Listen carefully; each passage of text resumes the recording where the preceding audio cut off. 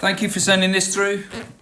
Reminds me of when I was a kid, a lot younger than this bowler, staying with my nan during the summer holidays and playing cricket on the slopey, grassy, uneven fields in front of her house. Love this kind of stuff. To be honest, it doesn't need to be perfect.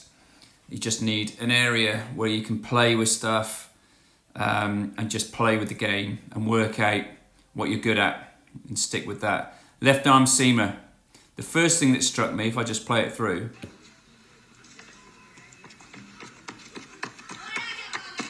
so I think the run-up's okay. Listen to the noise of his feet.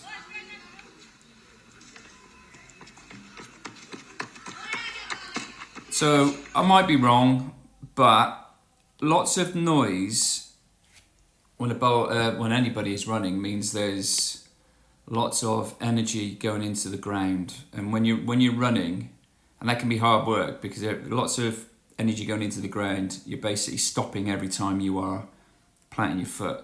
You want to be running in such a way that it feels easy, there's less noise because you're not on the ground for as long. Feels easy and you're gliding forwards as opposed to kind of really, it's like stomping. And now I might be wrong, but I reckon you're losing a bit of energy. I've seen a lot worse, I'll be honest. So now what I'm looking at is, well, a bit of a giveaway with what I've just said about his run-up is how many times heels strike the ground first. It's like the outside of his foot there, but there was definitely a heel strike before, definitely a heel strike there. So heel strikes, you're putting the brakes on. So there's a bit of work with your running. So technical running drills, over hurdles, check out some previous posts of mine. Lots of things in there about bowlers, the importance of bowlers working on the way that they run, the style that they run, because ideally you want to be using energy, but not losing energy. Using it and not losing energy by running efficiently.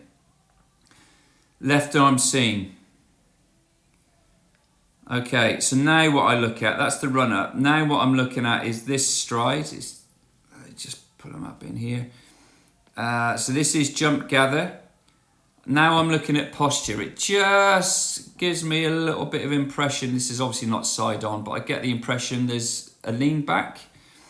And I'm not judging there, but I'm just seeing what happens when you move forwards. It's quite a nice load up with the ball. I quite like the ball being kind of, it's into his neck. Anything that kind of goes up, not necessarily back, but goes up because you create time to get things, your lower body into place, okay? So it looks a bit tight, maybe a little bit kind of mechanical, not fluid. So I definitely do some work on the way he moves his arm. Check out the ball, now he goes across his body. So anything that goes across the target can complicate things because there's compromises. What goes one way, something else has got to go the other. But going back to posture, definitely get a sense that there's leaning back. Again, I have to look from side on. And then so this is kind of a midway back foot contact position, all right? I'd be looking for this bowler to really get off that back leg and into front foot contact as quickly as possible. The fact that he lands on his heel, you're spending longer, fraction of a second, but it's enough, fraction of a second longer on his back leg to wait until center of mass is over his foot, and then he can start using his back leg to push it into back foot contact. You probably got a shorter delivery stride because of the way that you're slightly leaning back and spending longer on that back leg. Okay, I always look at feet, legs to start with because bowling is definitely from the ground up, in my opinion. And then just watch the head. You're really looking to use as much energy as possible, but I reckon you're losing energy in your run-up, which is what I've talked about already. I reckon you're losing energy in your run-up. You're trying to obviously bowl quickly with the energy that you have got. But because of that, it's almost like you're getting rid of that front side. You have to then create room. Bowling's a two shoulder action, not just one shoulder. So what would I work on? Those are just observations. It's nice. Point of release position. Looks upright apart from your head, which is obviously going that way, and then it goes down a little bit. But follow through at the target for sure.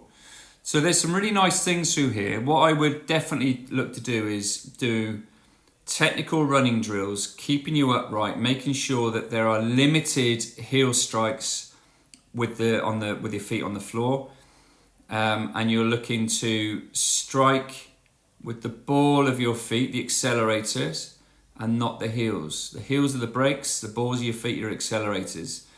So there's definitely some stuff around posture, keeping upright, but making sure you don't get your feet out in front of you too much.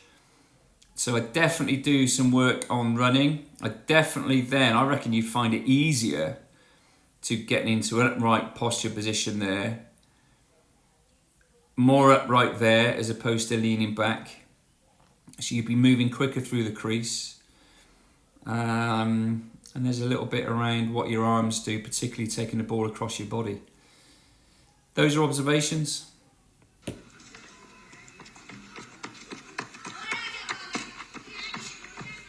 Thanks for sending it through.